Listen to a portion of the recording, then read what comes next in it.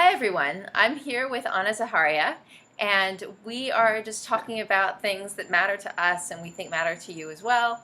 Um, One of the things we want to talk about specifically today is how we can maintain great levels of energy despite the fact that we're living in this acidic, leaching world. And how do those of us who succeed at that do it, maybe what our protocols are, what our regimens are, and so I'll just kind of, get started with what mine are, and maybe you guys want to write in and tell us what yours are. I would say on a physical level, I keep things very, very streamlined, simple, and I don't monkey with what I know works, and that's key for me. All right, so the first thing I think is important to know is that one has to be sovereign. And if you're not yet sovereign, meaning physically, emotionally, mentally, and spiritually, then you need to work to become sovereign. And the point of sovereignty, otherwise known as mastery, self-mastery, is what all of these things that we do in Detox the World, whether it's cleaning our colons or having green juice or an infrared sauna or meditation, all of those things basically are there to help us gain sovereignty, to help gain our self-mastery. They're not ends unto themselves. They do various things for us, but ultimately they create this sense of mastery. So when I live in my bubble in New York City, I have my apartment where everything kind of functions in the way I want it to. It's my sphere of harmony. And even though there can be chaos with children and a million different needs that need to be met, I know that at home it can be my castle, right? I can be the queen of my castle, and then I go out into the world. And how do I interface with a world that is not harmonious? Well, first things first, I walk out into the world and I am harmonious, and because I'm sovereign, because I don't buy into what the world is selling me, because I know what's real. I don't value what others value. I value what I value. So I'm not like a flimsy tree swaying with the wind wherever the wind will take me. I'm more like, I suppose, a rock. Anna and I struggled with that term yesterday because we felt that rock seemed to be dense for that sense of sovereignty. But you can find your own analogy. But bottom line is, you're not blowing in the wind. You're not at the mercy of what's around you.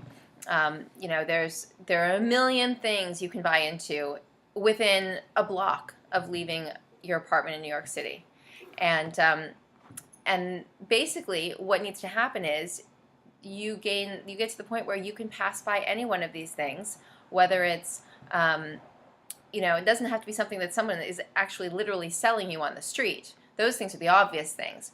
It's where your mind can go.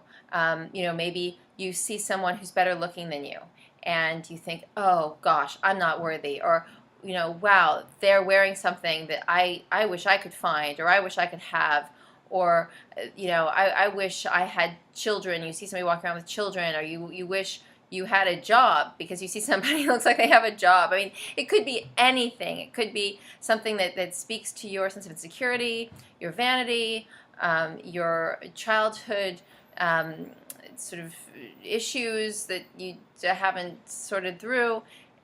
There's basically a hook everywhere you turn if you're not sovereign. And so if there are hooks everywhere you turn, you can't even make it down the street without getting hooked up. And then suddenly, where are you? What are you doing? Where are you going? Well, all that has to be put to the side, because now you're in your head, your monkey mind, and you're dealing with this thing because you have no control over your mind. So long story short, that's the most important thing, to gain your sovereignty. And the road to sovereignty can be really beautiful at times, can be really scary at times, because it's always beautiful if it can be embraced.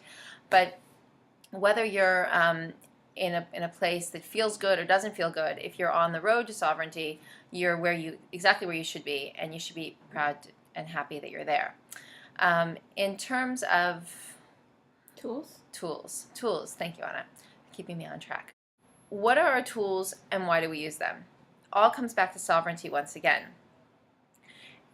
The tools help us basically keep ourselves clear vessels. When we're clear, when we're in our right mind, in our right body, in our right heart, then we can act and communicate and be right. Not self-righteous, but genuinely righteous, like the Righteous Brothers. And so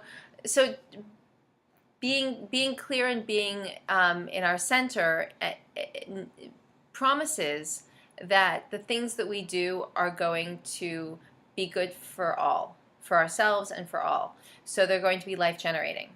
So we use these tools in order to get us and keep us clear so we can function in a world that is in harmonious and be harmonious in that world. This is why those tools, as I said before, are not an end unto themselves. They serve a higher purpose. So when I'm jumping on my trampoline, when I'm in my infrared sauna, when I'm paying attention to fastidious internal cleanliness, it's because when those missions, when those chores are accomplished, chores, I use that term loosely, are accomplished, then, or if they're done correctly, then you're in your center. And you can be confident that the things that you're doing are going to bear fruits. Good, juicy, tasty, yummy, sweet fruits. And that's what we're after.